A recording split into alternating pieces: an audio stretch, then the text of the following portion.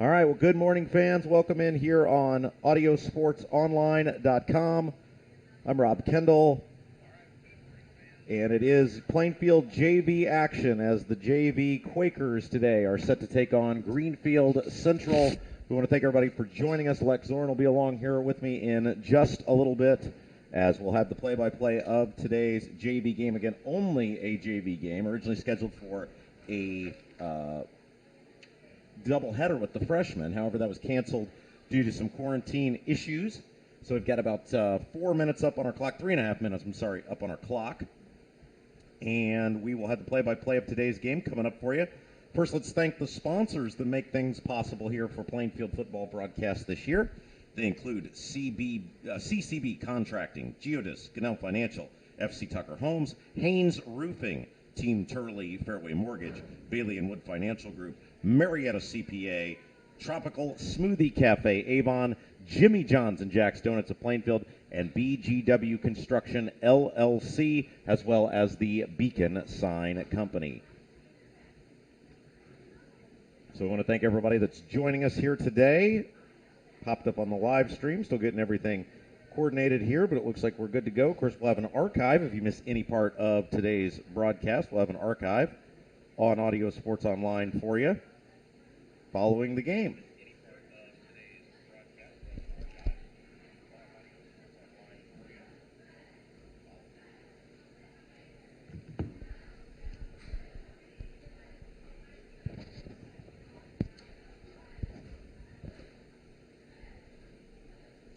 And again, don't forget, if you've missed any part of today's action, we'll have an archive coming up for you following the broadcast, so we invite you to stick around for that as well. Plainfield will be the home team on the scoreboard today. They're going to wear the home red jerseys, white letters and numbers. Greenfield Central will be the visitors on the board today. They're going to wear the road white jerseys, gold letters and numbers, blue and gold helmets. You can see the Quakers are still warming up over there.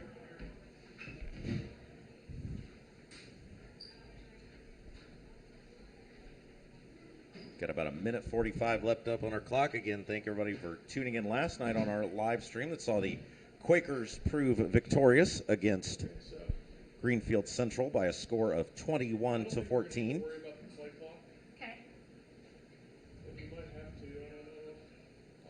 And we'll, of course, talk with Brian Woodard about that big win on Monday on the Brian Woodard Show, which you can hear on audiosportsonline.com. Again, if you're a little bit different this year, audio only for our varsity broadcast by request of the school. And our JV and freshman affairs this year will be a video broadcast. That's what you're checking out here today. Well, the JV person being here. You can see the Quakers heading over into their end zone. So, I'm stuck. Here's the start stop. And again, we'll be thanking our sponsors throughout the broadcast who have made Plainfield football broadcast possible this year. I mentioned before you earlier, but certainly couldn't do it without them. Coach mentioning those in the coaches show this past week.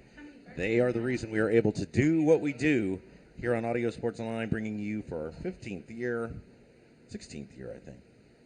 15th year. One of those years for Plainfield football since 2008. How about that? It seems hard to believe. We've been bringing you the play-by-play of Plainfield varsity, JV, and freshman football since 2008. So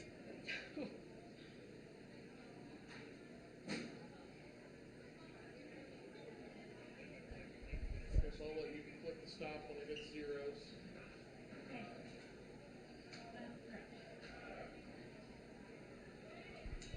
Okay. So then set main clock. 1, 0, 0, 0, 0. So it's 15 minutes, then you'll hit All right, so the Plainfield Quakers now heading over to the sideline. We'll play 4 10-minute quarters. Again, we were originally scheduled to have a JV and freshman doubleheader today, but due to some quarantine issues, just the JV game. I believe freshmen are playing in the JV game today, some who are eligible. And so we'll try our best to put names with numbers and make sure we get that all right throughout the course of the broadcast today.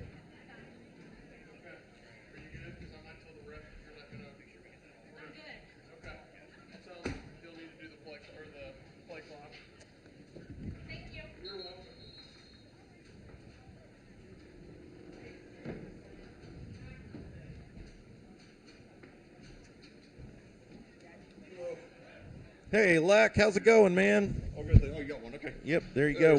We are live and streaming. So I got your roster here. All right, sounds good. All right. And ladies and gentlemen, it's Lex Zorn, the voice of the Plainfield Quakers.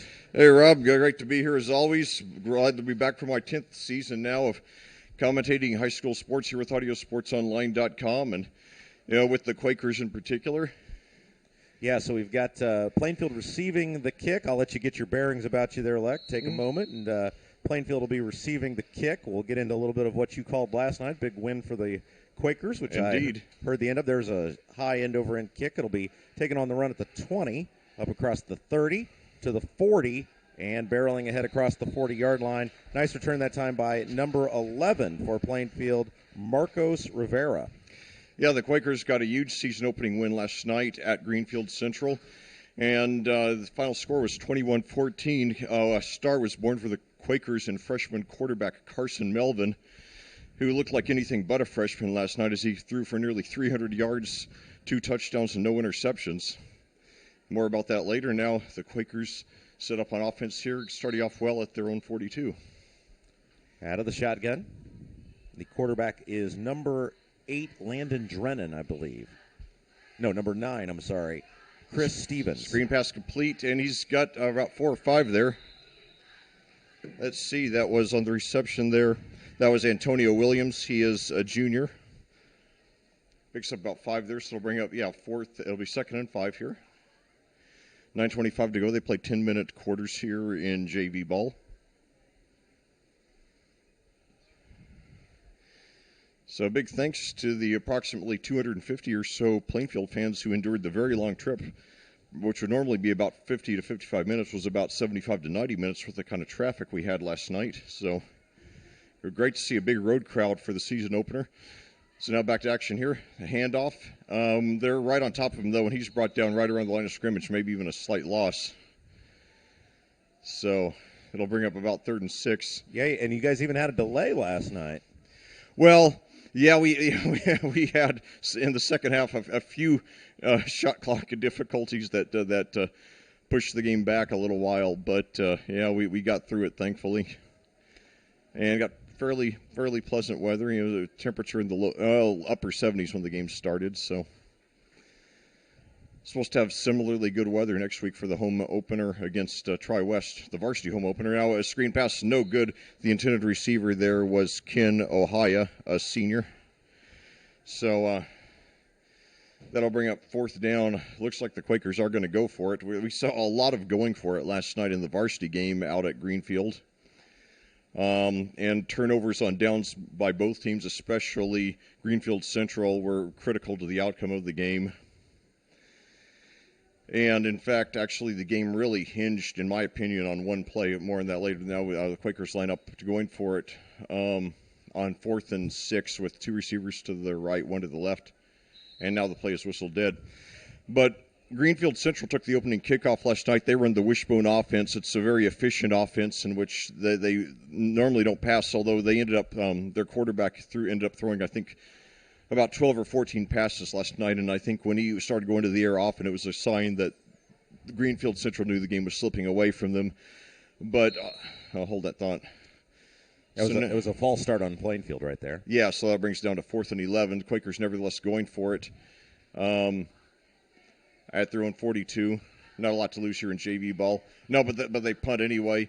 Punt with nobody, and it takes a really good Plainfield bounce inside the 20, inside the 15. And it's down at the 11. So it ends up being a 47-yard punt. So the Cougars will start around their 11. Now, Greenfield Central runs primarily the wishbone offense. For those of you who are too young to remember, the wishbone was a very popular formation in college football, particularly among Southern teams in around the 50s, 60s, 70s, even into the 80s under Barry Switzer at Oklahoma. Now it's becoming almost extinct, but there are a few isolated teams that still use it, one of them being Greenfield Central under their third-year head coach Travis Nolting, who came over a couple of years ago to rebuild the Panthers or the Cougars program after 8 very successful years at North Central High School in Farmersburg. So now Greenfield Central, however, here running a more traditional formation with one receiver out to each side.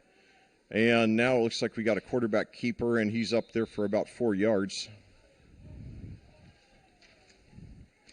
So it'll bring up second down and about 6. Greenfield Central's quarterback in this game looks like Dallas Freeman. He is a freshman, 6'3", 160. Good size for a freshman. So 7:15 to go here and counting here in the first quarter. No score, coming at you live here on audiosportsonline.com. Your home for Plainfield football all season long. And now a pitch back. But Plainfield's right on top of him. They're going to bring him down for a big loss of about 4 yards. Now we're back to about the original line of scrimmage. That was Cody Smith there on the reverse. He's a freshman for the Quakers.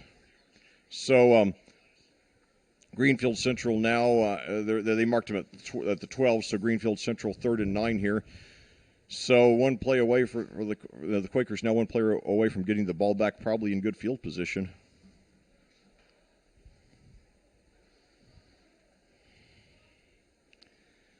So one receiver at each side, and now the quarterback drops back. He's under pressure. He's got a man wide open, but just a little bit overthrown. If that had been just thrown a little bit softer, he might have been gone for the touchdown. Certainly he would have been gone for a huge gain, as it is now 4th and 9, and the Cougars are likely going to be punting from their own end zone.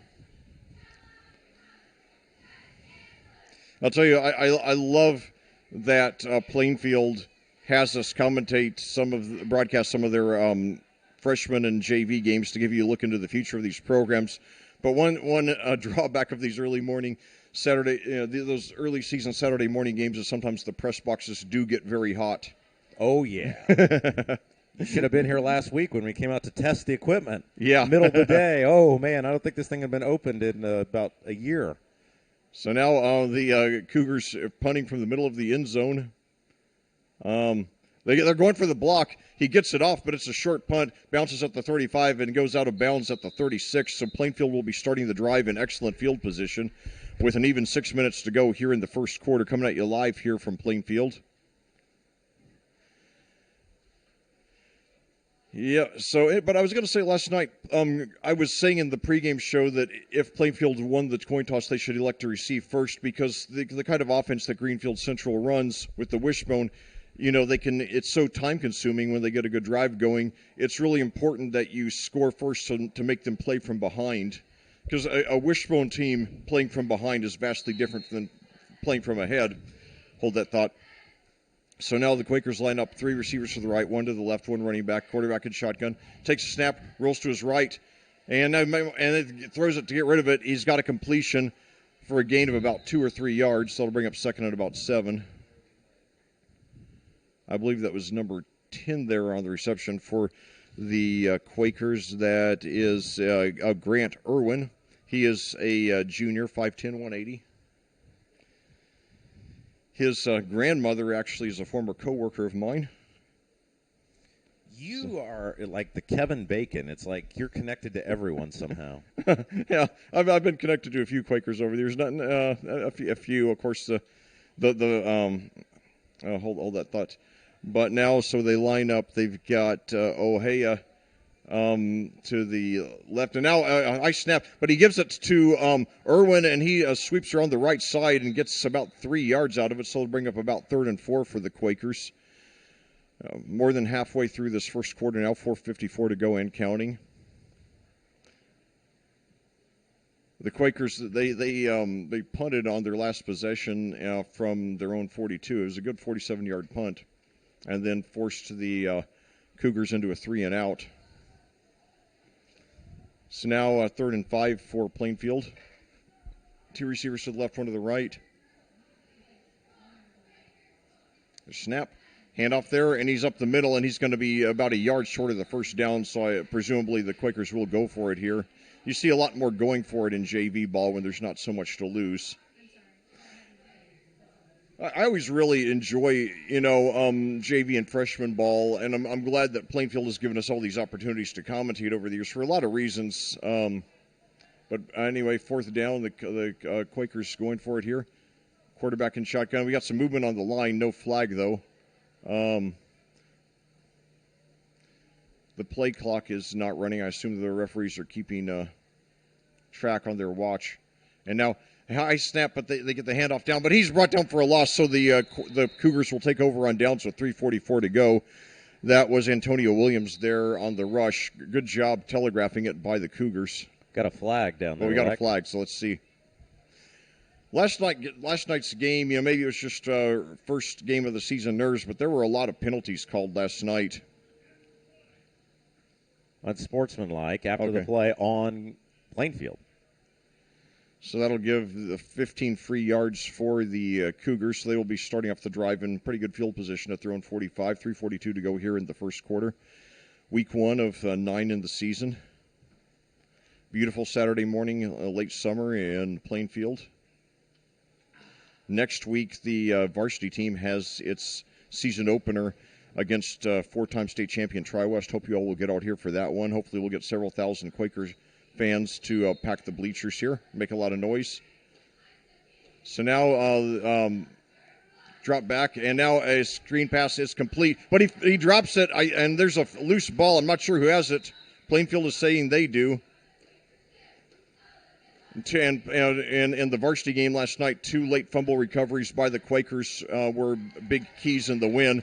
And ironically, Plainfield fumbled on 2 consecutive plays in the third quarter, both of which were recovered by the Cougars, one of which was returned for a touchdown to help Greenfield Central hang on and keep the game very close till the end. Yeah, so, we'll definitely be discussing that with Coach on Monday on the Coach's Show. Yeah, and Coach Woodard will be a proud dad after son Blake scored the go-ahead touchdown in the game last night. So, and now a fake takes the handoff, and he takes it up for about 6 yards there, so that's a good quarterback keeper there by Freeman. Now, Greenfield Central's quarterback in the varsity game last night was a junior by the name of Brody Mayberry, who made his first career start replacing the great Lance McKee, who graduated this year. And, he's primarily an option quarterback, as you would expect from a Wishbone program. But he did a solid job, so and obviously good to see for the Cougars fans that they have a very promising young man, waiting in the wings. Only a freshman. And now a handoff there, and he's going to be close to the first down. Well, it depends on what kind of spot he gets.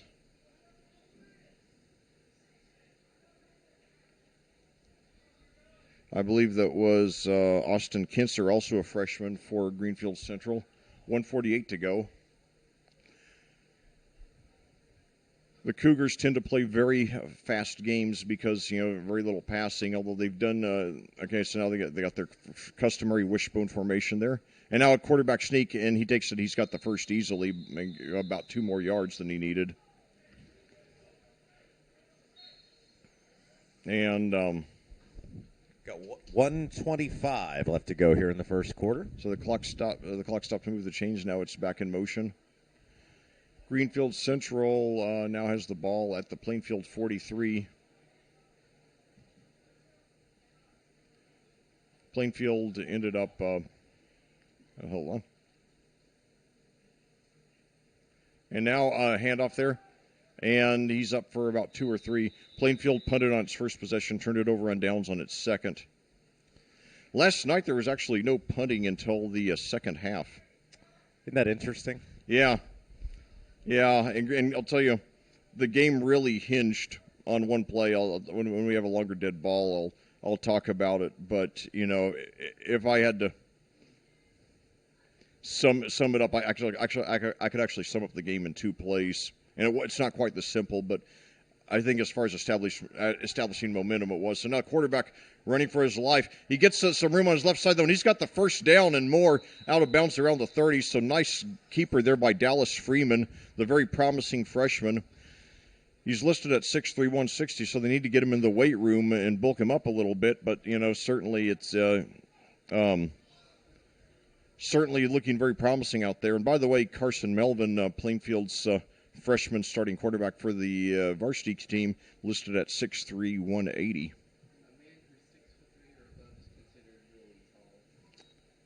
That's right. Oh, and now brought down for a loss there. And so that will likely be the last play. 10 seconds to go and counting now. It looks like they're just going to let the clock run out.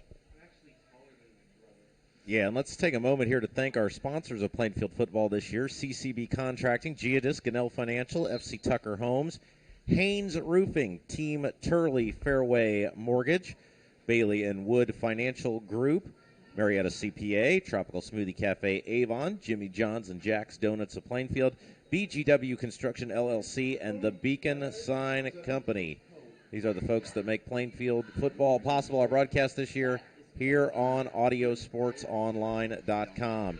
One of those is the Beacon Sign Company, a full-service sign company celebrating 20 years in business. Proud sponsor of Plainfield High School football, 317-272-2388 or beaconsign.biz.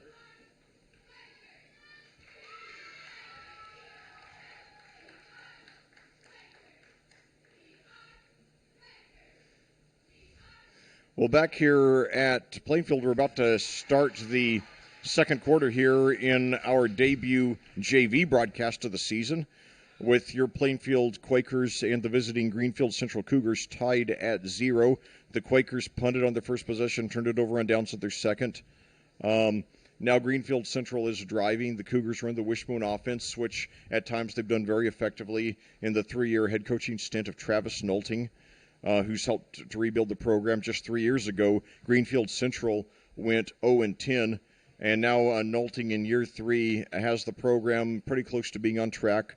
I commentated his first game 2 years ago against Plainfield. The Quakers won 42-6. I always emphasize when I talk about the game, it was not as much of a blowout as the final score implies. It was a 2-possession game until late in the third quarter when Plainfield exploded for 3 touchdowns in 4 minutes, spanning the third and fourth quarters. But I could tell then that Nolting had planted a seed that was going to blossom, and it's very close to happening right now. And I think the Cougars are going to hover around 500 this season, and it's set up a really great season-opening rivalry for the foreseeable future between these two programs. So now the Cougars and Wishbone pitch back here. He's got some room over the left side, and he's up to about the 26 there. That's a nice run there by Cash Looper. So that'll bring up third down and about 6 or 7 for the Cougars. 9:52 to go here in the first quarter. Still in the second quarter, still no score. Plainfield won the varsity game last night in a major thriller, 21-14. So now, once again, in the wishbone, Dallas Freeman, the quarterback, pitches back again to Looper, but this time they're right on top of him. He dodges a tackle and manages to get 1 or 2 yards from it, so that's a good second effort there by Looper. And that will bring up fourth and down. I assume that the Cougars will go for it here. Yeah, it is interesting how much different the JV game is played compared to the varsity game. Yeah, and it's one of the many reasons why I'm so glad that Plainfield has us do these JV and freshman games. You know, it's great to get a look at the future of these programs, and the strategy is always a little bit different. You know, it's in varsity it's like win at all costs. It's a little bit different in freshman and JV ball, where the main thing is to develop these kids. So now screen pass and is dropped. He might have gotten the first down had he made the catch. The intended receiver there was Cody Smith, also a freshman. So, yeah, a lot of really promising young kids, though, for Greenfield Central in this game. You know, Travis Nolting, prior to coming over to rebuild the Cougars program, spent the last 8 years from 2011 to 2018 as the head coach at North Central High School. And I'm not talking about the North Central in Indianapolis, but rather in Farmersburg, a little community in the west of the state between Terre Haute and Vincennes. Won a sectional championship there, had 7 winning seasons out of 8, and now it looks like he's going to have Greenfield Central, in the same kind of shape in a year or so. So now that he's swarmed and brought down for a sack. So good start defensively to the drive for the Cougars. So Chris Stevens is in there at quarterback now for Plainfield. He is a junior. And so I got a better spot than I thought, so it's 2nd and 12 now. 2 receivers to each side, very aggressive formation. The screen pass, and he dropped it, so now it'll bring up 3rd and 12. Ohio, bobbled it, dropped it. Probably would not have had a lot, but another 3rd and long for the Quakers.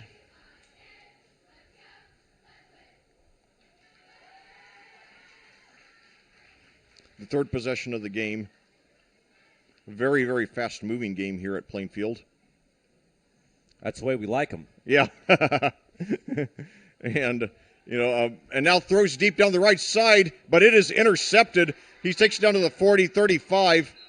And so now Greenfield Central will take over in excellent field position at the Plainfield 34. That was Jackson Haston there for the Cougars. Wonder if he's related to former IU basketball player Kirk Haston. There's a name you haven't heard in a while. Yeah, that's right. Yeah, one of a lot of players in the last generation who made the ill-fated move of turning pro early. It's a mistake about 97-98% of the time. But these kids, I think they're just so inflated these days with artificial self-esteem. They think they're better than they are. All right, back to action here. The Quakers now, the Cougars with 1 receiver to each side. Freeman, and they got him for he got rid of it, but it was nearly intercepted. So good pressure forcing him to get rid of the ball before he wanted to, and the clock has continued ticking. Or maybe they're saying that. Looked to me like it was an incomplete pass, but okay, finally the clock stops at 7:40. So anyway, 2nd and 10 for the Cougars. It's going to be a wild game Friday night that we'll be out calling. Yeah, Tri-West, 4-time state champion, our only intra-county opponent of the season. They're going to be in town. Got a big season-opening win last night against 8-time state champion Lafayette Central Catholic, 34-32. Now back to action here. A short gain of about 2 yards. So that'll set up 3rd and long. Last time the Cougars turned it over on downs at the Plainfield 25. But yeah, I'm so glad that we've got an intra-county game on the schedule. There are six teams here in Hendricks County, including Plainfield, and it's so good to have those local rivalries. So now 3rd and 8 for Greenfield Central, although they are in 4-down territory. Clearly, we got a flag here. But yeah, Coach Brian Woodard told me that that Plainfield is committed to keeping Greenfield Central and Tri-West as its non-conference opponents for the foreseeable future.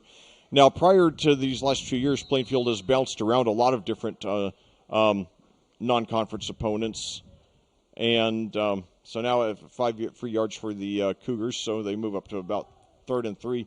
And now a short, and now he's got some room on the left side inside the 25, 20, 15, and knocked out a bounce at the 13. So the Cougars are in business here. That was a nice play action. That even faked me out. Me too, yeah. And we're way up top, so I can imagine what that did for the guys on the field there. Well, the best handoff faker I've ever seen is former Danville quarterback Scott Amore. He was a senior on their 2012 team. He was an option quarterback. And that was my first year of commentary, and he thoroughly ruined so many of my calls that season because he was so good at his handoff fakery. So I hope to meet him someday to tell him that. But anyway, Freeman takes the snap, screen pass over to his right, complete, and he's brought down, however, for barely any gain. He might have picked up 1 there. Looked like that was number 40 for Plainfield in there on the tackle that time. That was Gavin Hendry. So now it'll be 2nd and about 9 for the Cougars at the 13. This is the deepest in the other. This is deepest in opponent territory either team has been this game.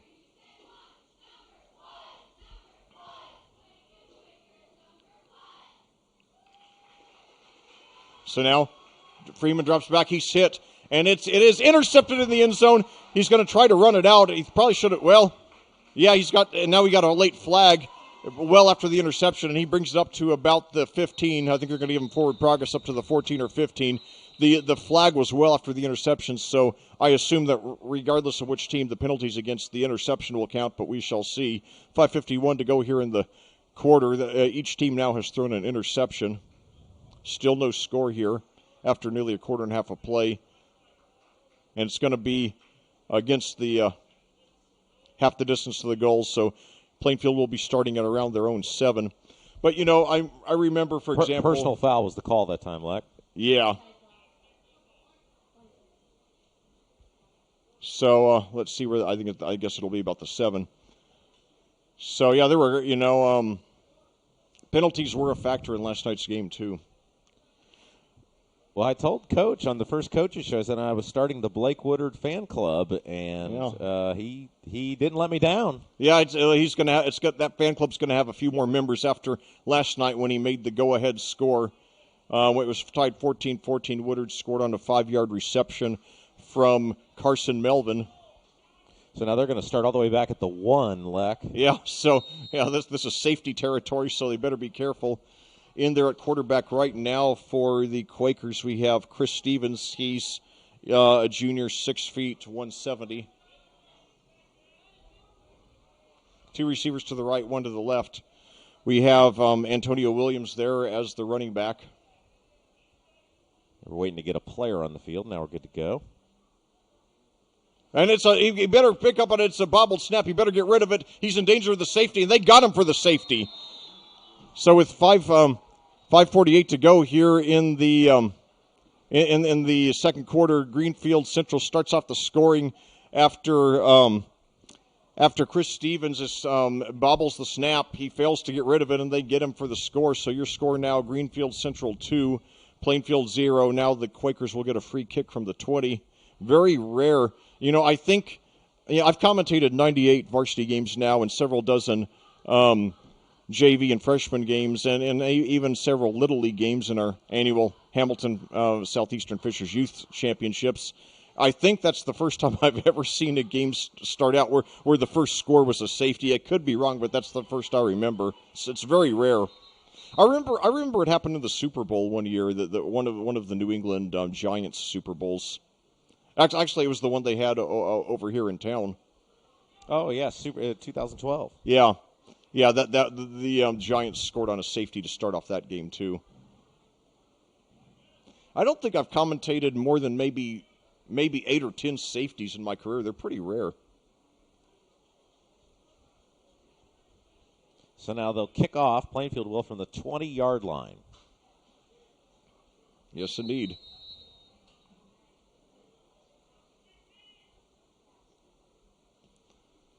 And it is taken at the 37, right up to the 40, 45, 50. He's got a hole up to the 45, so good return there.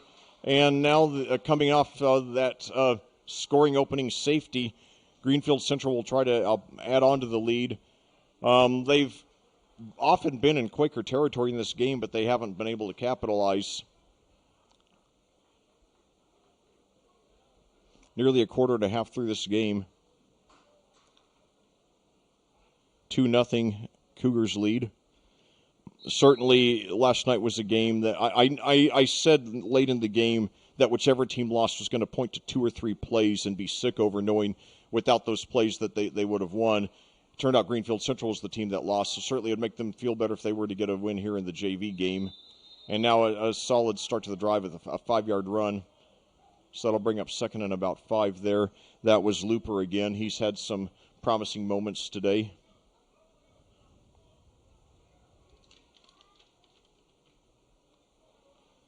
Second and 5 for Greenfield Central. And now hand off there, and he's got some room. He's going to get the first down. He's got some room on the right side, inside the 30, inside 25, 20, 15, 10, and we got a late flag. He's brought down at about the 1 or the 2. Clock stops with 4:41. Yeah, as you said, Leck, though, the flag. Let's see what the flag is. No signal yet, though they are moving. Personal foul against Greenfield Central. Ooh, so it will be coming back. So wiping out a huge gain there that put the Cougars in scoring position. Coaches do not like those personal fouls because oftentimes they're unforced. Yeah, I mean, the thing is, if you're a coach, you can tolerate a holding, a pass interference every once in a while, but yeah, you hate any foul that's related to lack of discipline, lack of self-control,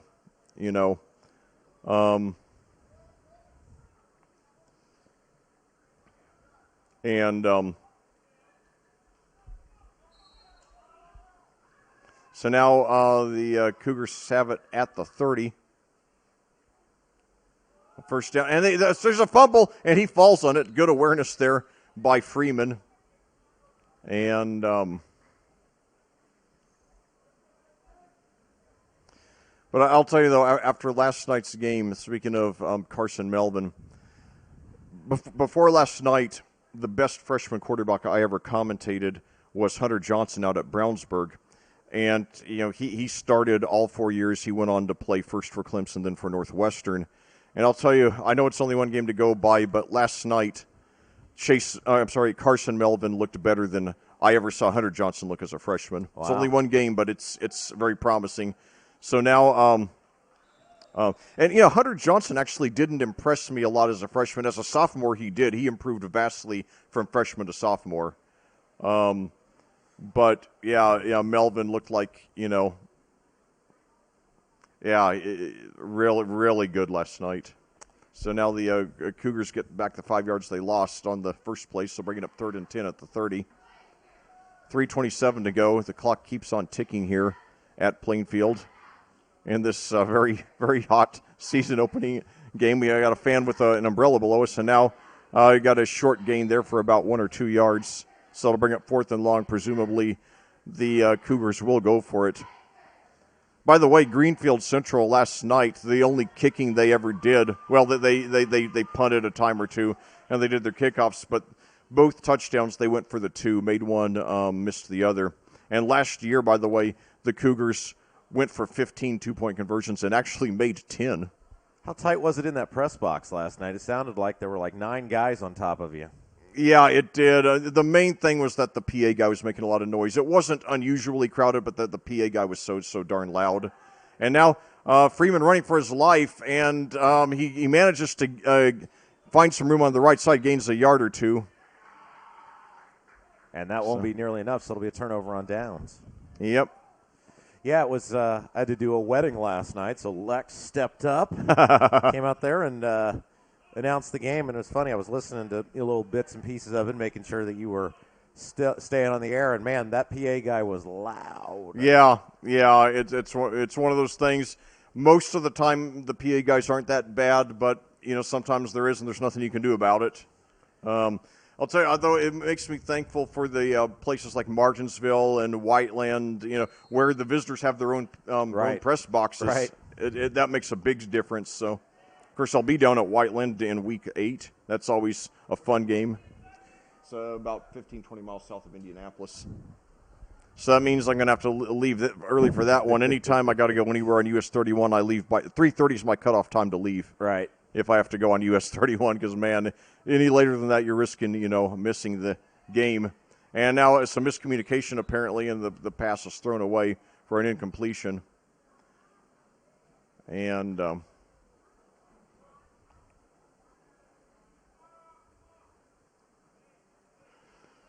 so 2:18 to go.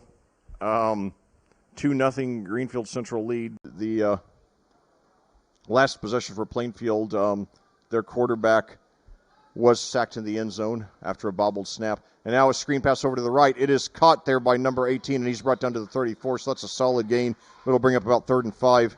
That was Bryce Pax there for the Quakers. And, it's hard to believe now that it has been, I'll hold that thought, 2 receivers to each side now. Williams, the running back. And now on the pass a little too far to the right to Pax, trying to connect with him again. 4th down, 1:47 to go. So far, the punting unit's not coming on, so I guess they are going to go for it here. But, it's hard to believe it has now been 10 years since Peyton Manning last played for the Indianapolis Colts, and it'll be interesting to see now that he's been gone if, number 18 is going to be if there are going to be so many kids still wanting to wear number 18, and if we're going to see so many kids coming down the turnpike named Peyton. We shall see what kind of, how long his legacy is. Because I remember it was a shock to my system a few years ago when a young coworker of mine who was, she was a young adult, did not know who Bob Knight was. And there'll come a time when there start to be kids who don't know who Peyton Manning is. An offside penalty on Greenfield Central. That's a 5-yard penalty. So the Quakers got first down now. And now screen pass complete, and he's got some room past the 50. Breaks a tackle, and he could go all the way. Yes, he will. Oh my God! A 61-yard touchdown pass to Grant Irwin. So I'll have to text his grandmother with my call of that play. I'm sure she's very proud right now. Maybe in the stands. Yeah, So and that was all set up like by that offsides penalty. Yeah, yeah. So the first touchdown of the game. So the score now 6-2 Plainfield with the conversion pending. All right, so Liam, you remember Grant Irwin, don't you? You were in the same class in 3rd grade. Do you remember? Oh my God! Yeah, he just scored a touchdown. Grant? Yeah. Looks like they're going to go for 2 here. Yeah. So now, it's a 2-point conversion attempt, and Williams stopped at the 1. Now it's Plainfield? Close. Yeah, he scored a touchdown. He's number 10 down there. Number 10? Yep. Grant! Oh boy. maybe you can go talk to him after the game. But so 6-2 with the minute 20 to go. He went to Chapel Elementary like me. He sure did, yeah. His grandmother worked with me at Cracker Barrel. Oh my God! So anyway, 6-2 your score, and this is football, not baseball. Which one is he? He's 5'10". Yep. So I'm almost his size. Yep. Oh my God! So Someone who happened to go to my elementary school attends Plainfield High. You said he's number 10, right? yep, that's right. There he is on the bench. You had to go say hi to him after the game. He'll be glad to see you after all these years. Number 97 is going to kick it off for Plainfield. That's Jacob Beard. So this will be the first kickoff for the Quakers today. How did you find out about Grant Irwin? I saw his name right there. No. His grandmother worked for me at Cracker Barrel. She told me about him. And that we were friends. No, but she knew that. She said he went to Chapelwood. So Beard's going to kick it off. Yep. First kickoff because Greenfield Central kicked to begin the game. So let's see how he kicks here, Leck. So he kicks it deep now, fielded at the 15, brought up to the 20, 25, 30, and now 2 flags late. But the name Beard, it always reminds me of the great rock music group ZZ Top, the Texas band. The people always joked about the irony that their drummer Frank Beard was the only member of the band who did not have a beard. That is correct. And Dusty Hill just passed away here recently. Yeah, he did. A really sad loss, and it was ironic. Just a couple of years ago, we were trying to come on one of the classic rock discussions groups I was on. We were discussing 70s bands for whom no members had died yet, and 2 of the few we came up with were Kansas and ZZ Top, and then about 10 days apart, Robbie Steinhardt of Kansas and then Dusty Hill of ZZ Top have both died. So it's really sad for me, seeing so many of my favorite musicians from my childhood now dying at such a rapid pace.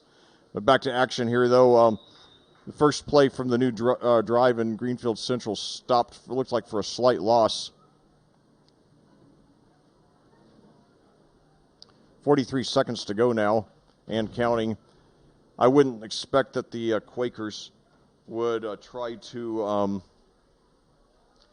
that the Cougars would try anything fancy. They normally don't try anything fancy, and that one thing that did them in last night is that they were forced to go to the air more often and now we got a whistle there with 23.5 seconds to go. So thanks to Rob for moving the gear back so I can stand back more in the shade, and because it is super hot behind this glass here. I saw that, Leck. I'm looking out for you, man. Thanks, yeah. I appreciate that. I got you, man. So there's penalty now against Plainfield. So, and actually, I can see the scoreboard better from this angle. That was another thing that was hard last night from my vantage point in the press box. I had to keep leaning forward to see the scoreboard. You never know what kind of vantage point you're going to have.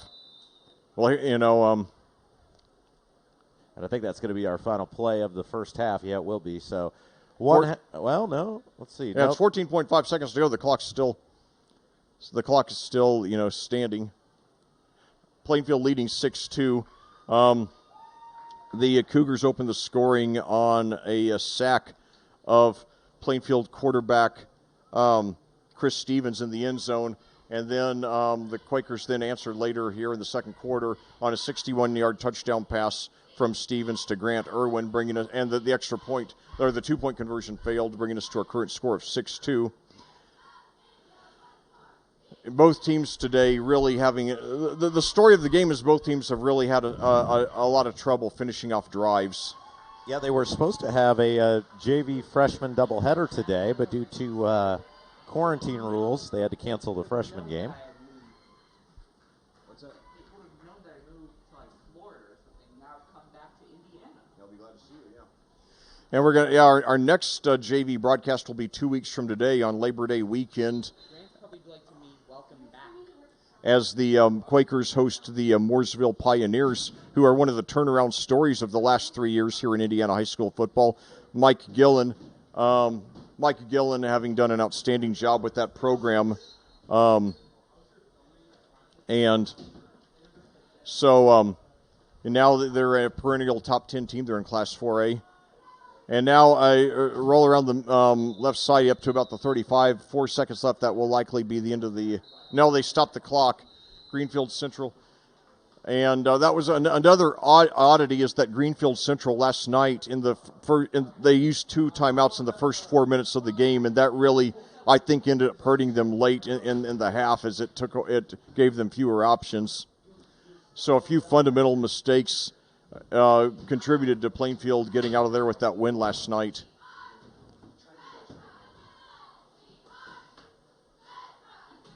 So 3.3 seconds to go. There will be at least one more play here in the half. But, yeah, we will be back here for more JV action 2 weeks from today against Mooresville, the Pioneers. And that should be an exciting game. And I'll tell you, last night the win over Greenfield Central was good. A win over Tri-West Friday would be good. But if we can get that win over Mooresville in week 3, that'll definitely send a strong signal that Plainfield is for real, because the Pioneers have had our number the last few years.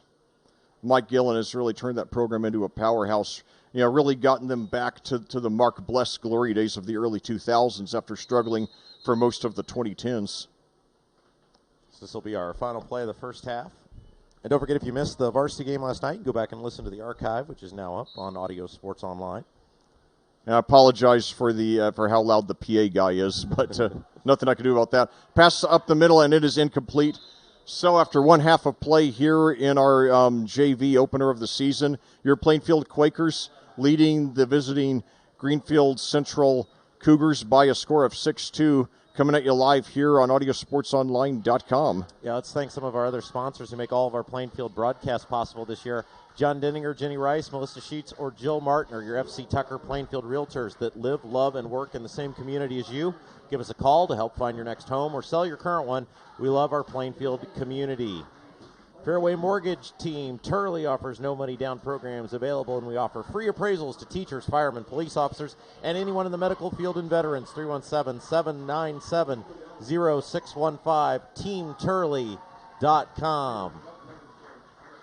Thanking some of our sponsors who make our Plainfield football broadcast possible all year long. CCB Contracting LLC does residential remodeling from new bathrooms and kitchens to room additions and garages.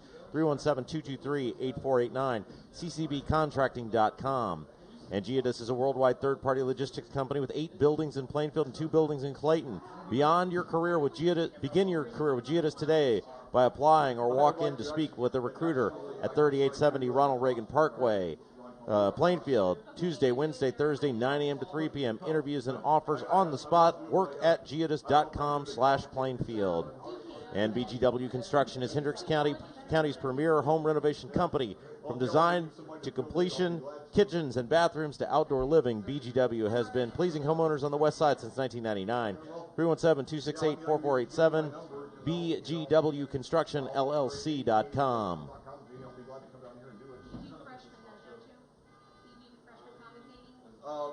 When you do freshman games, yes. So again, we're getting ready to take a pause here for the half. It's 6-2. Plainfield leading Greenfield Central here on Audio Sports Online.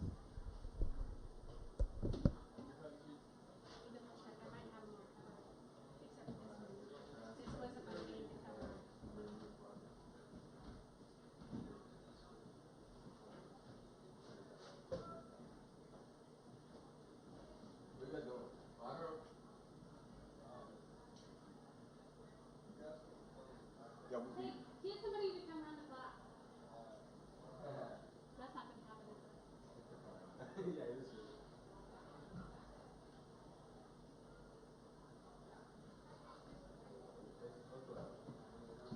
I want coverage for downstairs. Okay, well, I always like to fill in anytime. Oh, no problem. I always enjoy doing it. Any excuse to be around the game, I'm always up for. I'm just responsible for freshmen. The JV person didn't get anybody, so that's why I'm doing it. Okay, well, that's fine, yeah. Yeah. And I don't know. Yeah, I'll be glad. Who? Eric? Yeah, you want me to? Yes. I still want to announce. I'll do Eric, you don't want to sit here because I'm sweating. It's hot shit. How do you set what? Start and stop right there. Okay, Estridge, no, because that's just for the third quarter. They didn't tell me how long halftime is. Oh, man. Estridge just told me that stuff. I know. You're awesome. I'm awesome for getting that too. You guys are awesome. I don't want to do it. And it's hot. Is this stuck? Stuck.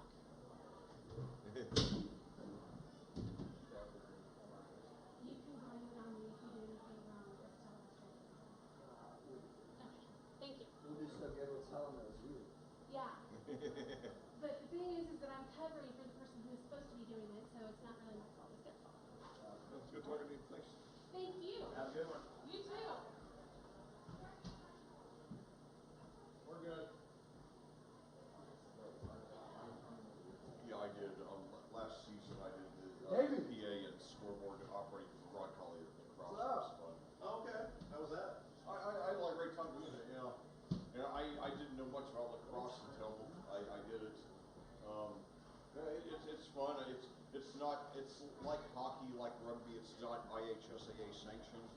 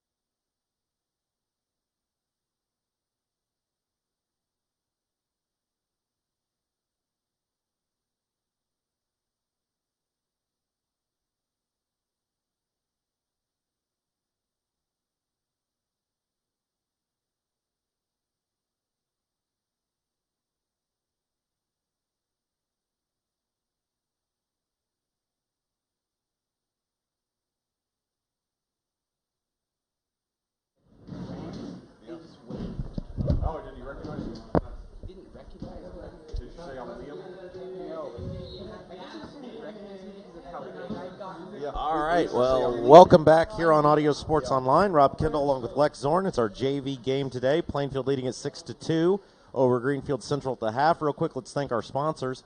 CCB Contracting, Geodis, Gunnell Financial, FC Tucker Homes, Haynes Roofing, Team Turley, Fairway Mortgage, Bailey and Wood Financial Group, Marietta CPA, Tropical Smoothie Cafe of Avon, Jimmy John's and Jack's Donuts of Plainfield, BGW Construction LLC, and the Beacon Sign Company. Leck? Well, thanks, Rob. It's great to be here for my 10th season here with AudioSportsOnline.com, which, as always, is your home for Plainfield football. And right now, let's take a look at what happened around the county last night. All 6 Hendricks County teams made their season debuts. Like I said, Plainfield won out at Greenfield Central 21-14. In Class 6A, the 5th-ranked Brownsburg Bulldogs started off with a big win on the grand stage of Lucas Oil Stadium, beating the 4th-ranked Ben Davis Giants, 9-time state champions, by a score of 33-22, excuse me. Avon fell just short, losing to Lawrence North by a score of 26-22. Danville, coming off that trip to the Class 3A state championship game and opening the season ranked at number 1, got a solid win down at Class 5A Franklin by a score of 20-13.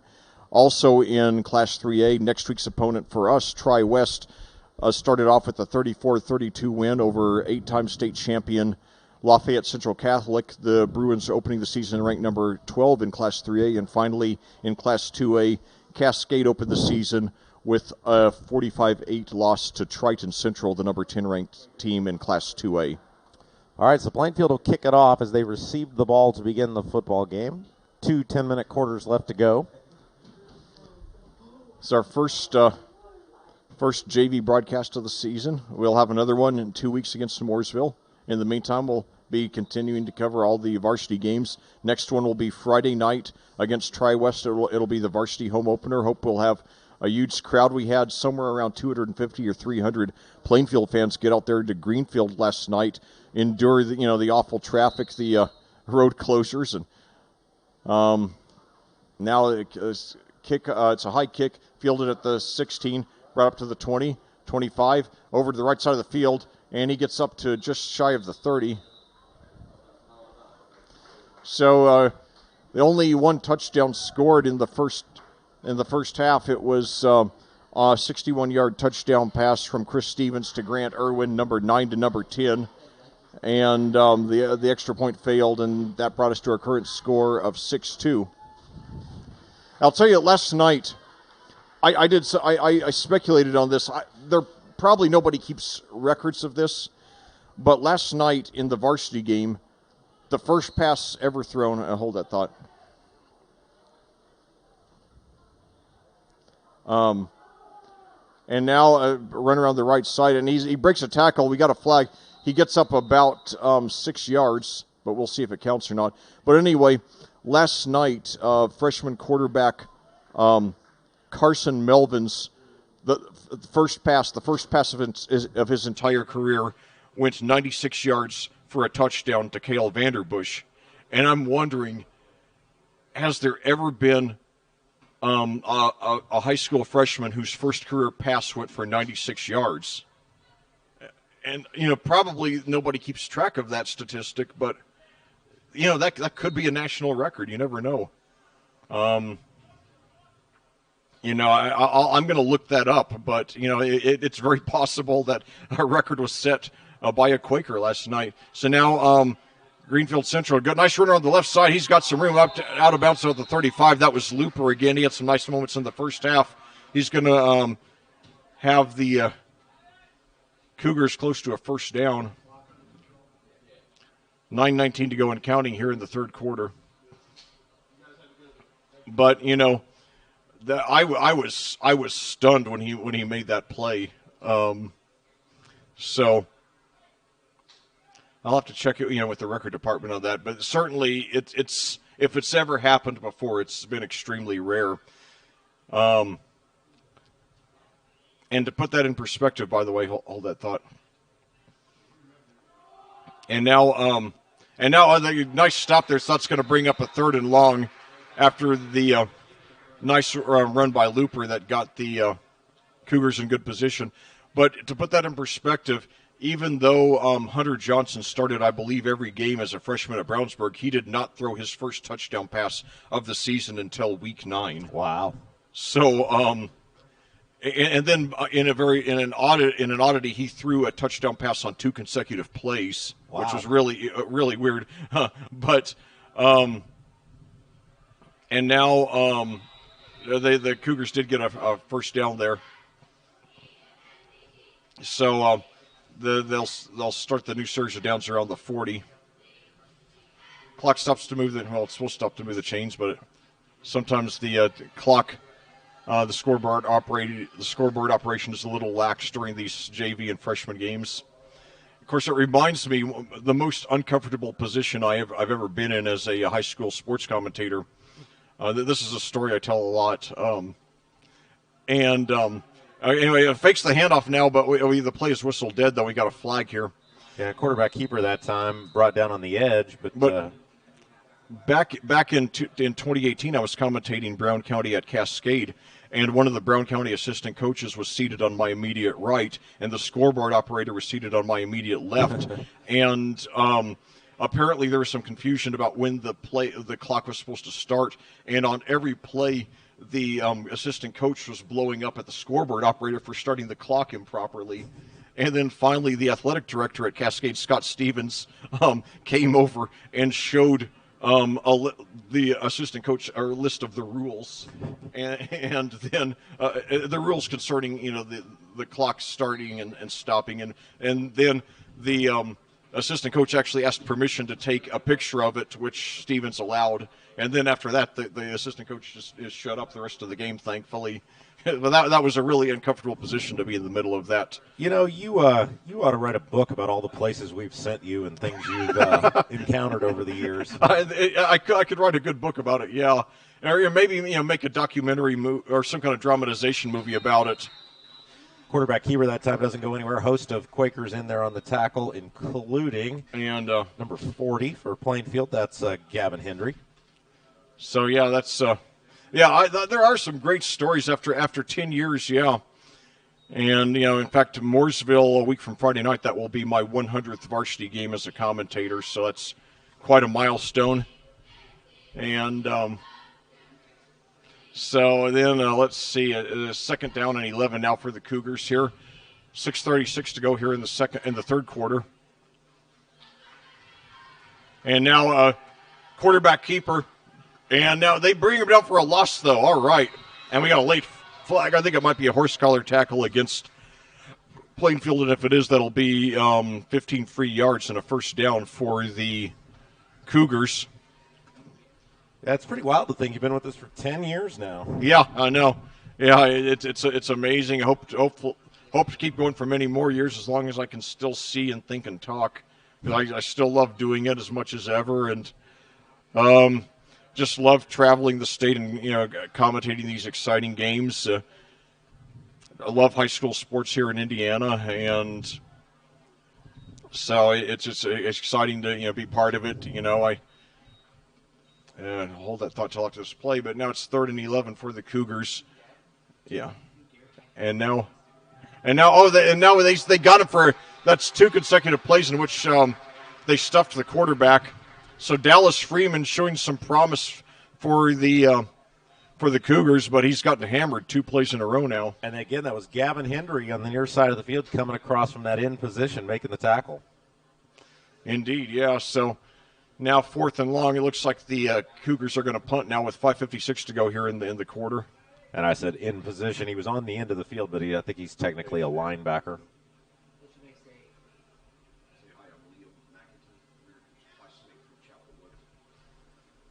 All right, so yeah, I've been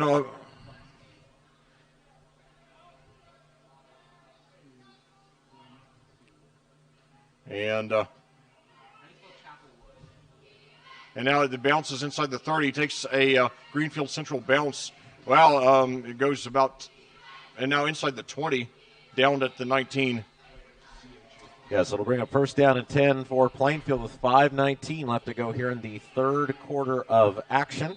our Plainfield JV game. Again, if you missed any part of last night's varsity game, the archive is up for your listening pleasure. We'll have the archive of this one up later today. And then Monday, we'll have the Brian Woodard Show archive posted up there, available for you as well. So that, of course, all ahead of next Friday night's varsity football game. So Plainfield will take over at its own 19 with a 6-2 lead, 5:19 to go here in the third quarter at Plainfield. I'll tell you, one of the oddest things I ever saw in my 10 years as a commentator. Yeah, you got it right.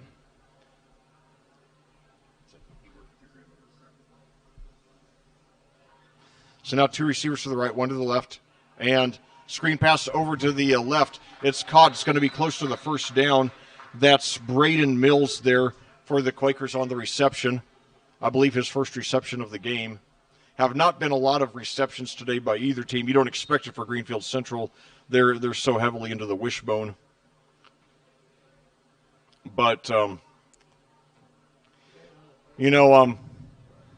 I've never heard Travis Nolte, the Greenfield Central head coach, interviewed. I'd like to know what his philosophy is. But now it's fake the handoff, and now screen pass over to the left side for the first down.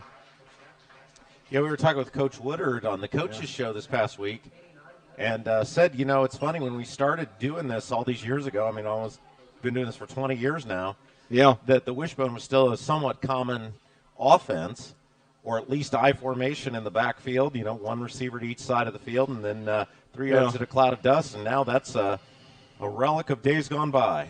But still a way of life. Well, I shouldn't say still, but now a way of life at Greenfield Central for the last 3 years after being a very heavily passing-oriented team before that. And now a sack. No, he got it off the handoff. So, but now Greenfield Central. Yeah, it's fumble, and Greenfield Central recovers, takes over at the Plainfield 37. So good break for the Cougars. They've struggled to sustain drives all day, but now doing. Now they're now in business. The ball marked at the 38. I'll tell you, almost the only blotch last night on Carson Melvin's first game as a varsity quarterback is that on 2 consecutive plays in the third quarter, he handed off to Juan Nieto the third, and there was a fumble, and both times Greenfield Central recovered, the second time for a touchdown, and that kept the Cougars in the game. And now a stop there around the line of scrimmage on that rush there by the Cougars. That's one thing they got to fix in practice. But other than that, he gave a great performance. And Nieto, he never ran wild, but he did score he did score our first touchdown, our second touchdown, excuse me, late in the second quarter.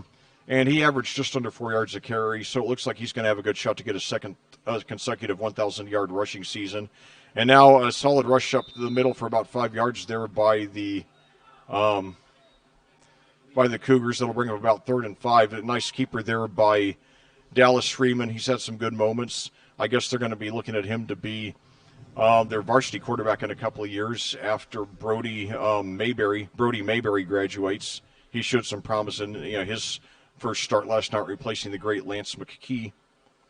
Now a handoff, and they're swarmed by about 4 Quakers, so that's going to bring up about 4th and 6 with 2:52 to go. Yeah, we were laughing with Coach Woodard because it used to be Plainfield, much like Greenfield Central, they didn't run a wishbone, but they ran a run-heavy offense. Yeah. And we always used to kid that, we would have 75 games going at one time, and Plainfield, back in the day, would always be the first team done, no matter who they played, because there was so much running involved. Oh, yeah. And now I was looking at your archive last night, and it was like a 3.5-hour game, or broadcast at least. Well, part of it was because of the delays, and then part of it was because they started half an hour later than usual, but yeah. And Plainfield used to regularly get done in about 2 hours. It was incredible. Oh, yeah, I've done a couple of those games before, too. And now right over to but he's brought short of the, he picks up about 3 or 4, but he's short of the first down, so the Quakers take over on downs, 2:09 to go in the third quarter. But, yeah, you're right, Rob. In fact, I remember back in 2012, the first season in which I ever commentated the Quakers, They the entire offense was based around a senior running back by the name of Austin Blevins. I'm not sure if he ever played college ball or not, but he was a great rusher.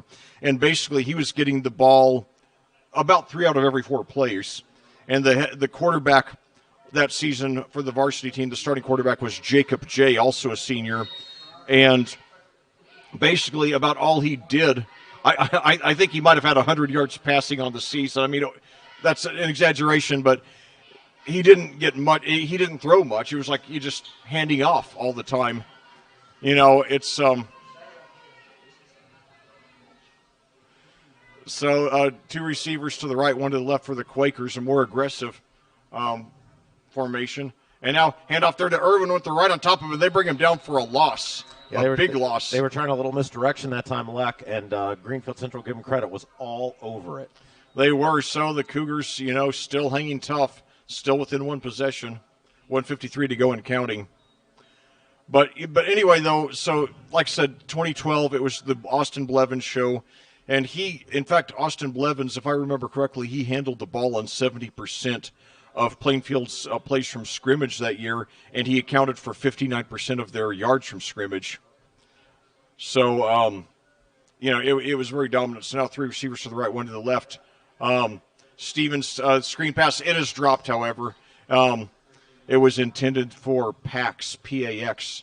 So that'll bring up 3rd and 15 now, 124. So looks like the Cougars are going to get the ball back here in the 4th quarter, unless we pull off another great play like we did on that 61-yard touchdown pass.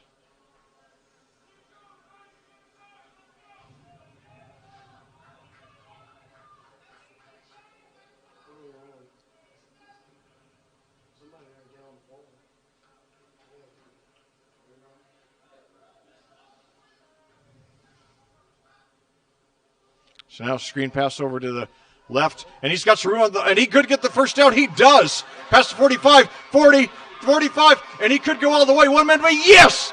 Oh my God! 75-yard touchdown.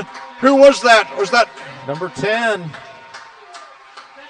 Was that Grant again? Grant Irwin again? Yeah, yes. Grant Irwin. So a 61-yard touchdown pass, and now a 74-yarder.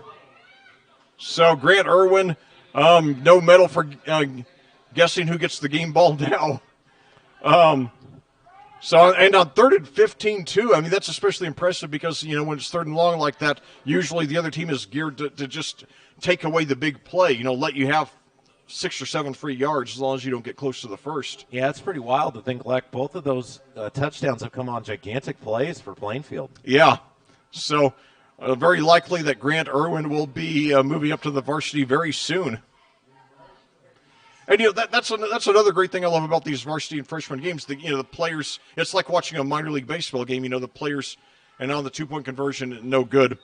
So Quakers have missed both 2-point conversions today. Nevertheless, they have a 12-2 lead with 1:15 to go in the 3rd quarter. But yeah, it's like you go to a AAA baseball game, and the players are trying really hard to make the major leagues, so you're going to get their best effort. Right. And that's the same thing with these kids. They want to be on the varsity team. They want to be playing under the Friday night lights, so they're going to be always giving their best effort. And obviously, Grant Irwin has done that today. So 1:15 to go here in the 3rd quarter at Plainfield. Your score: Plainfield 12, Greenfield Central 2.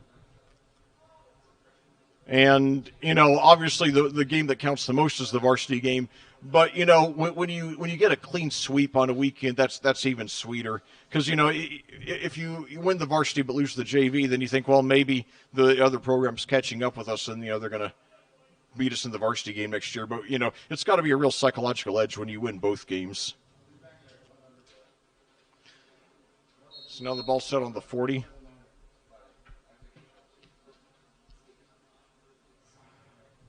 And anyway, up to the 20, 25, 30, 35, up to about the 37 or 38. Well, I'll tell you, though, one of the, Rob, you talked about that book I should write about my adventures in high school sports commentary. One of the best adventures, it involves Plainfield appropriately. I remember on Halloween night, 2014, I drove out to Northview High School out in the lovely community of Brazil near Terre Haute, and there was snow on the way to the game. Only time in my life I've ever seen snow in October. And the temperature for the kickoff, I think, was in the upper 30s.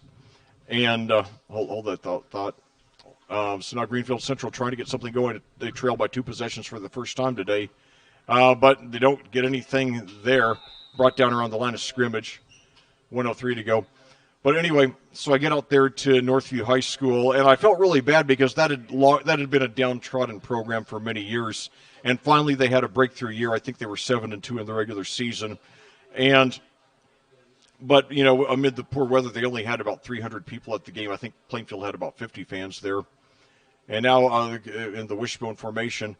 And this time they get something, and they might have a first down. He breaks a tackle. Yeah, he does get the first up to about the 50. Flag on the field there back at the 40, though, Leck. Yeah, so we'll see how it goes. 34.9 seconds to go in the third quarter. Greenfield Central needs to get something going here. They've had a hard time finishing drives all game. Well, they haven't finished a drive all game. Their only score coming on a safety, and it's holding against Greenfield Central. But anyway, so I get to Northview.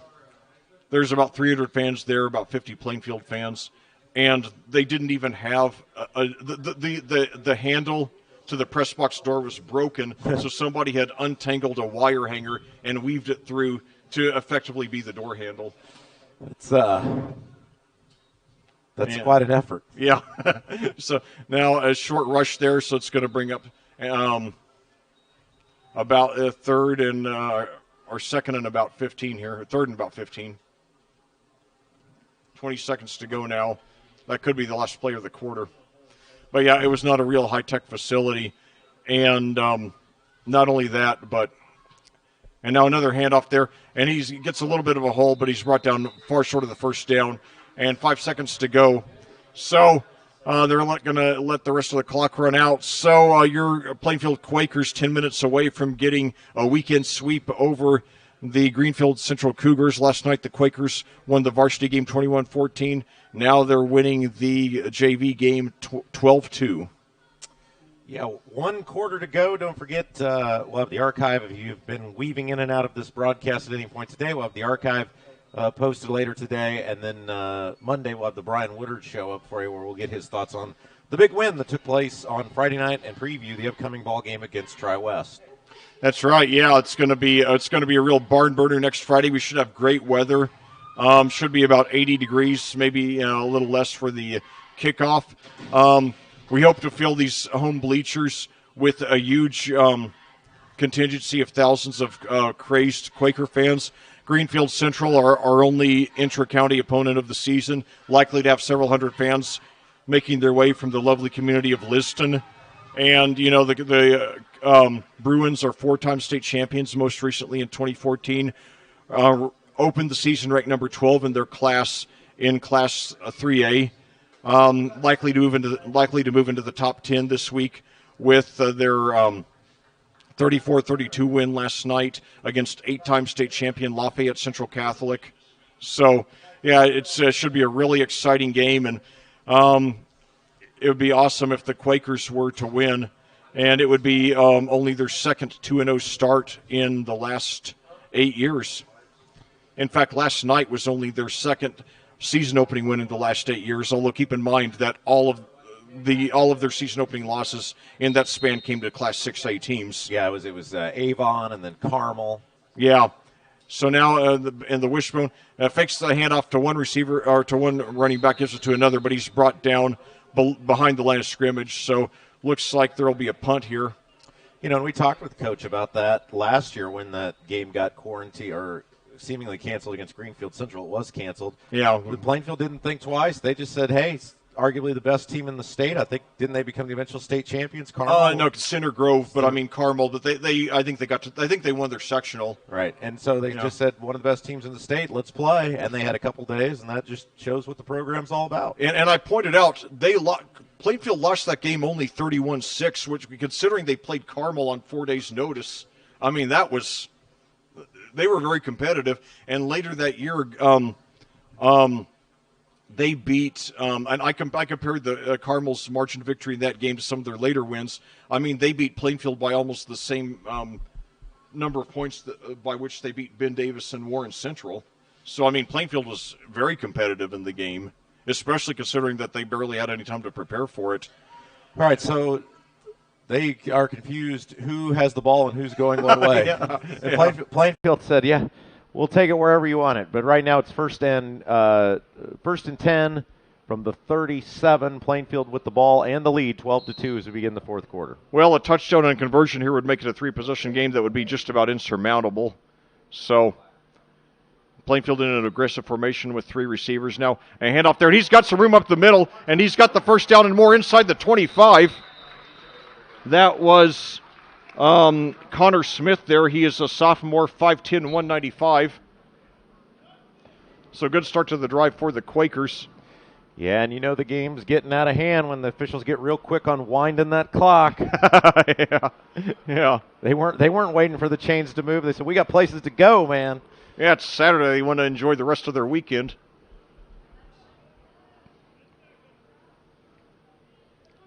Send it two receivers to the right, one to the left. One running back.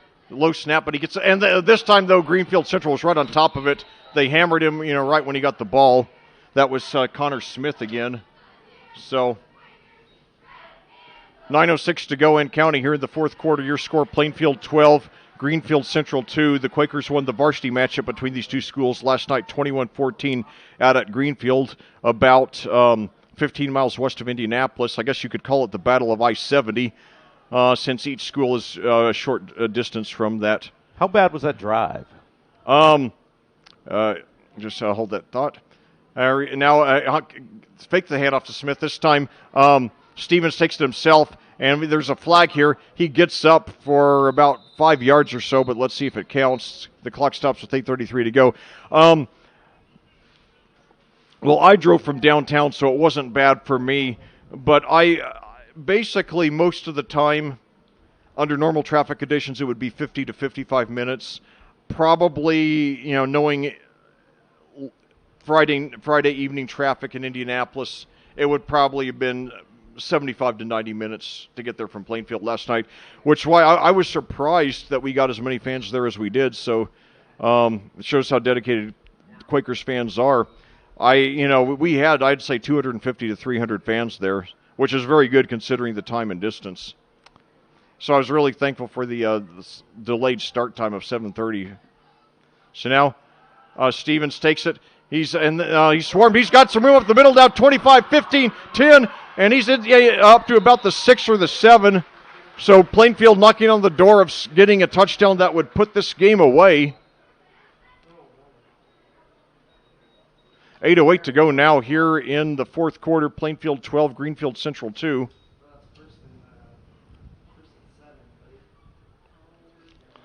The Cougars have struggled on offense all game long.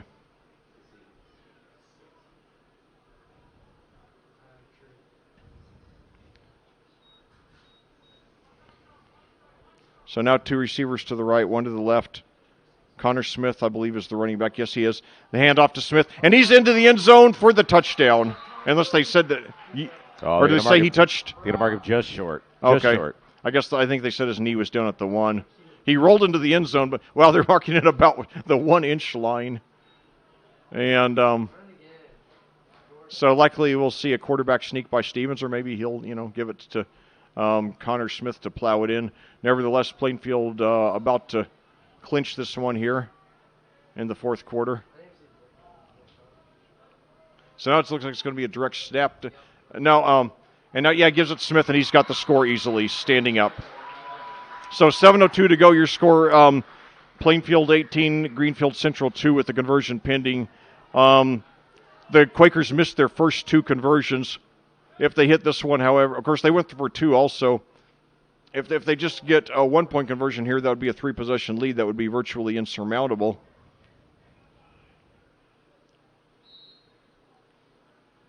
But they are going to go for the 2. Although Kyle Hayden went for 3 for 3 on extra points for the varsity team last night. So now handoff to Connor Smith, and he takes his own 2-point conversion in. So your score was 7:02 to go in the game. Plainfield 20, Greenfield Central 2. That virtually clinches it, as Greenfield Central has not mounted much offense all game.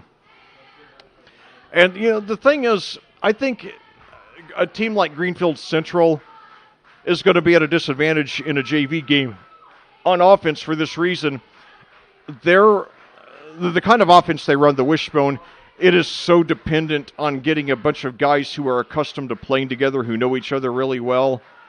And, when you're on the JV team and you're just experimenting with a lot of different players, you're not going to have that chemistry probably.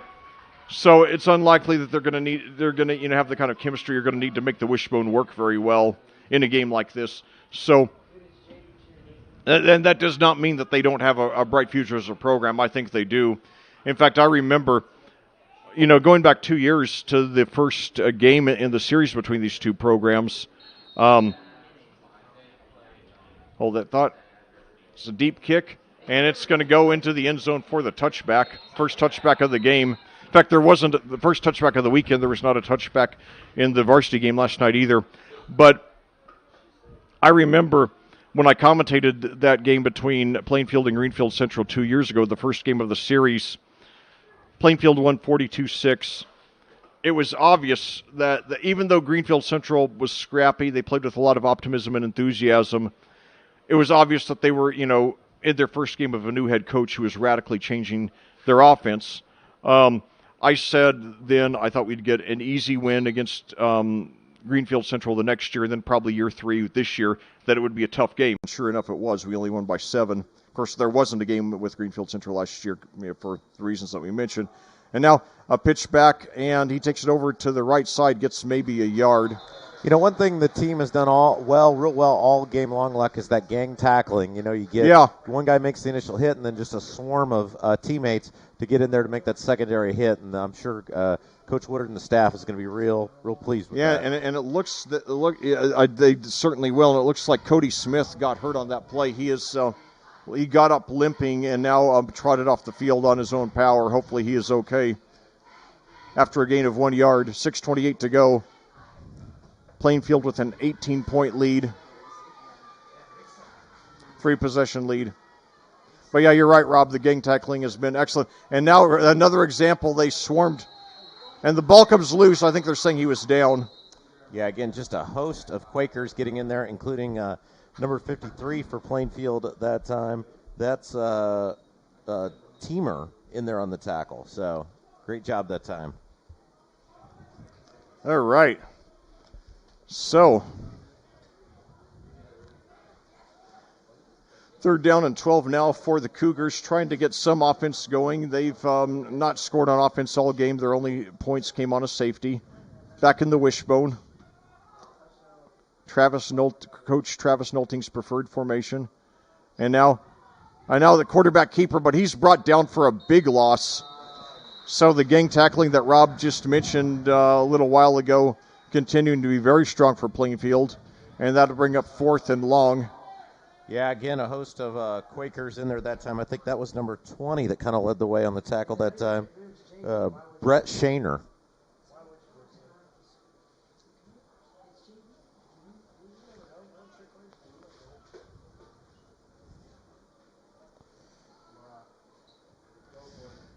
So, looks like the Cougars are going to punt.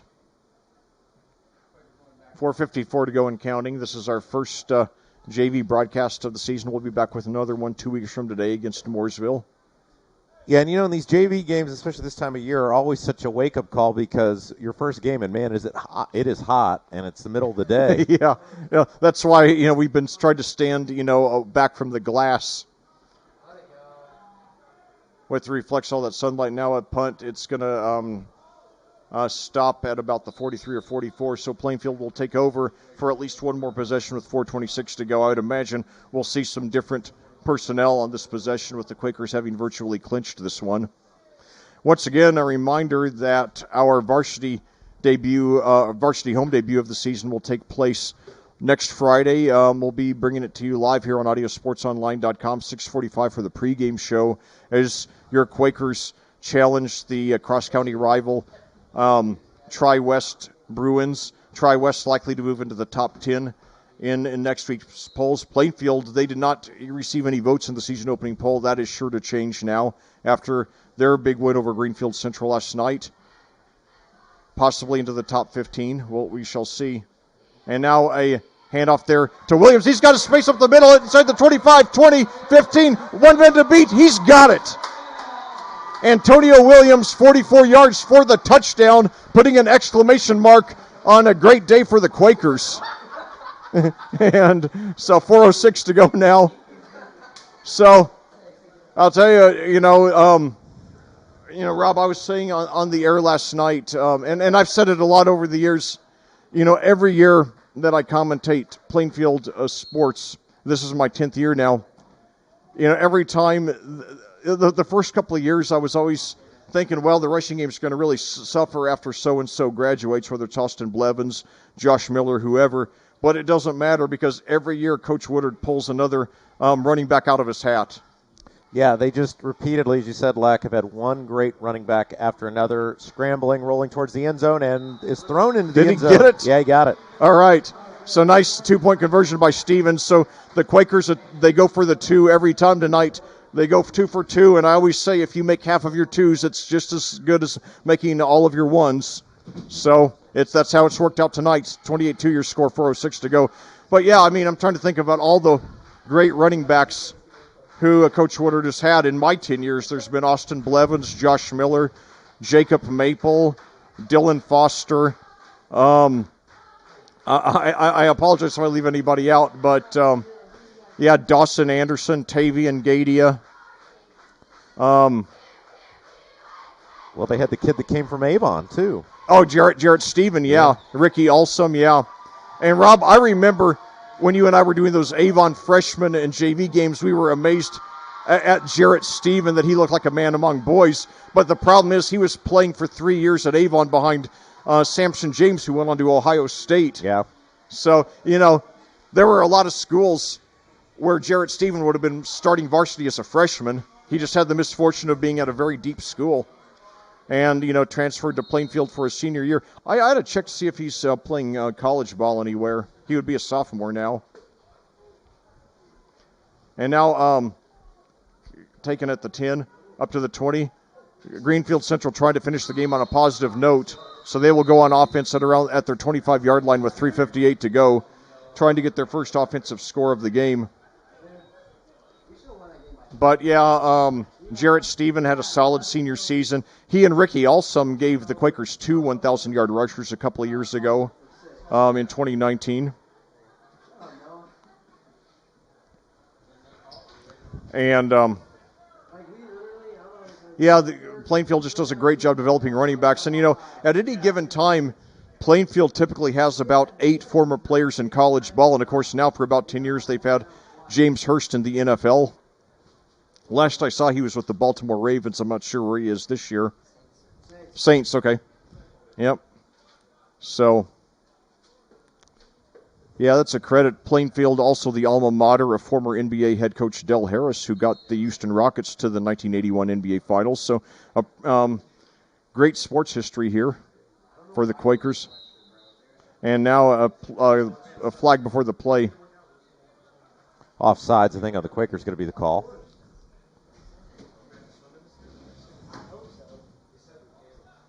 So offsides against Plainfield. So a very good, a sluggish start for Plainfield, but once they got going, they really got going. Hard to believe it. It was we went through about a quarter and a half to start the game with no points. So Greenfield Central tried to get something going. And now the quarterback sack. They got a new quarterback there now. 3:50 to go. I'll tell you, Rob, the Greenfield Central, the Plainfield defense here in the second half has just been outstanding. Jackson Haston is the new quarterback for Greenfield Central.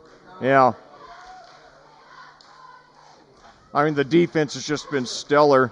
So these guys playing like they want to move up to the varsity level. And so really, and they just haven't let Greenfield Central get any offense going much at all.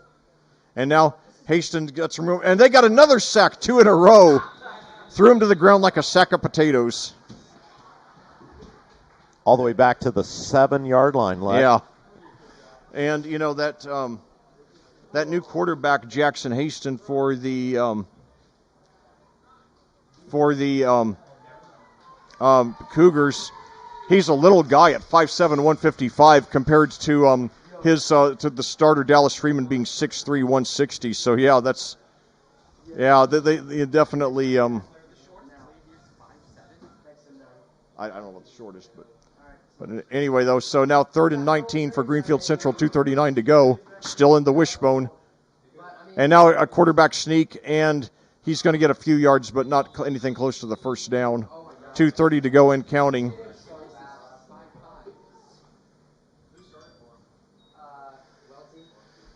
So overall, a very good win last night for the Quakers in their varsity debut. Now an excellent, game for the JV team in their debut.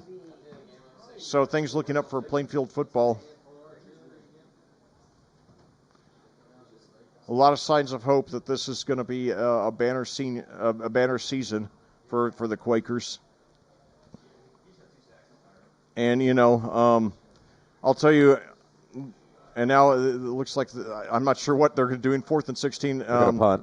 Okay. Yeah, they had a weird formation there.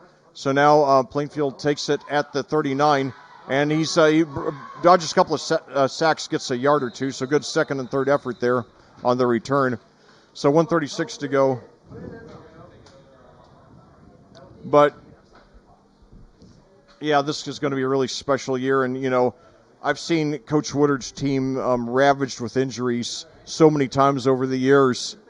And, certainly losing Aiden Moyers, who had a very good 3 years as a starter, it's a big loss. And then, his younger brother, Eric Moyers, the presumed starter, they lose him likely for the season with a torn ACL. Freshman's thrown into the fire, and he responds the way he did last night. It's inspiring. Yeah, so, and this should be our final couple plays of the game here. Yep. As they've got the clock already started, winding down. So, looks like, you got to take it one game at a time. You got to stay focused, but certainly, there's a lot more optimism than there was 24 hours ago. So, now a rush for about 6 yards there. That was Marcos Rivera. He is a sophomore, 5'6", 165. And, Rob, if Melvin stays healthy, imagine by the time he's a senior how valuable that experience will have been that he started as a freshman. Right. No, you're absolutely right, and this will probably be our final play of the game here. Yeah. I mean, we saw that with Hunter Johnson at Brownsburg, another 4-year starter at quarterback.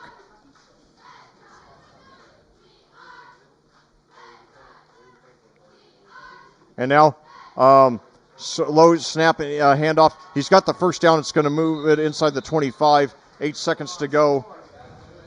And normally they're supposed to stop the clock to move the chains, but they're going to let it run out. So, great weekend in which your Plainfield Quakers got a clean sweep over the the Greenfield Central Cougars. Last night, the varsity team won 21-14 in a thriller.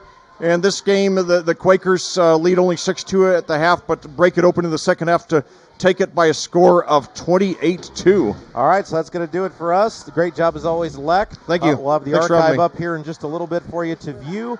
And we'll have the Brian Woodard show for you up Monday, and then we'll see you next Friday night at home against Tri-West. For Lex Zorn, I'm Rob Kendall. Have yourself a great weekend. Good night. Plainfield takes it